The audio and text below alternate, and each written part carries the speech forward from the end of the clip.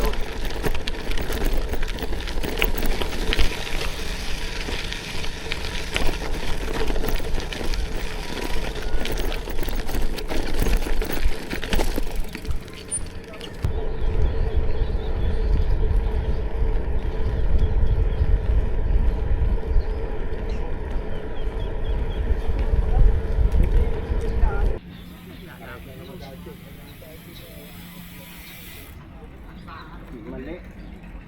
Ay di-deep lane mo. Tanggal mo lahat.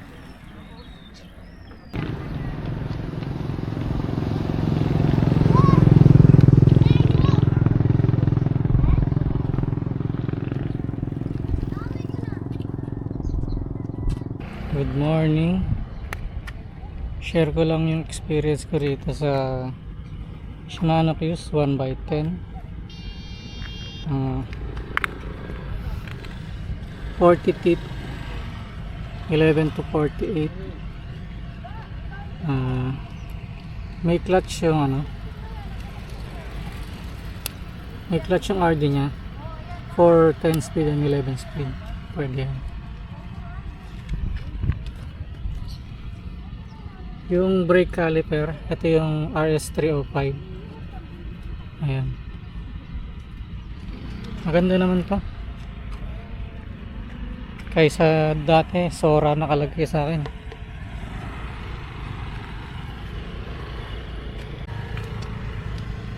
Ayan, wala na motor. Dati nakalagay dito Sora 50-34, 11 to 34. Mas madalas na nandun lang ako sa 34 teeth sa harap kasi mahirap padyakan yung 50 teeth pag ganyan kalapad yung gulong mo. So tagal-tagal din, pero at least yan mas maganda ngayon kahit 10 speed lang to. Okay na rin kasi sa Sora parang ilang speed lang din naman ang ginagamit ko rin 34 teeth tapos hanggang 1 to 5, tapos pag 50 teeth 2, 3, 4 lang dati, kaya mabigat pedalan.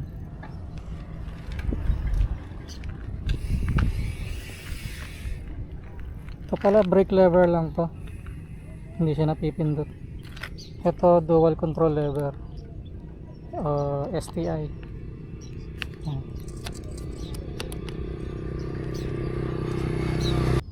Ito pala yung brake caliper, may pins yung brake pads nya, pero single piston lang to.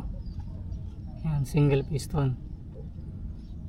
Malakas to, parang yung dual piston ng Tektro C550. Meron ako nun kaya kaya akong i-compare doon. Yan, kasama to sa bundle. Yan, ginamit ko kasi kasama sa bundle, pero yung rotor na kasama sa bundle hindi ko nagamit kasi center lock yun bolt type yung ko, sagnit lang to, sagnit, pero malakas yan, combination nila ang lakas. Break in pa lang, wala pang 100 kilometers kasing lakas na agad ng Tektro C550. Nagulat nga ako dun eh. Pero kung bibili ka nito, mahal to ha.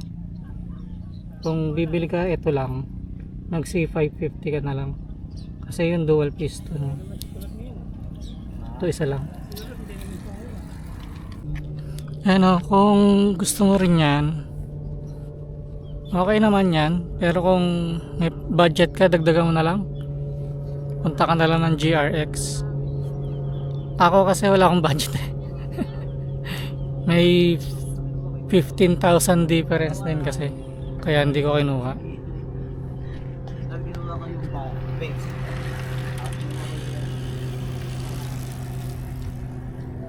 Ayun, so kung may budget ka, go for GRX. Ako kasi, yun, kapos. Kung rim brake yung bike mo, pero gusto mo parang gravel yung setup, pwede yan. Kasi nga mechanical lang yung ano niyan, braking system niyan. Pwede mong gamitin. Hindi mo nga lang magagamit yung caliper saka yung rotor. Ayun. Pero maganda. Maganda mag-shift. Kapag pupunta ka sa mas malaking cogs, ang dali nyo pumasok. Parang ano lang.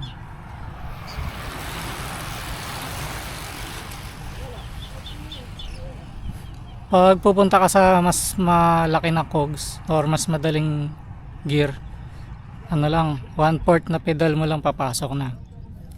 Kung pupunta ka naman sa mas maliit na cogs, mas mabigat na gear yon, lampas ano eh, kalahating ikot ng pedal, ganun. Pero smooth na smooth. Mas maganda kung Sora, pababa lang ang ano mo. Sora, Claris, ganyan. Mas maganda to. Parang Diore na rin. Ganun na siya mag-shift. Tara, uwi na.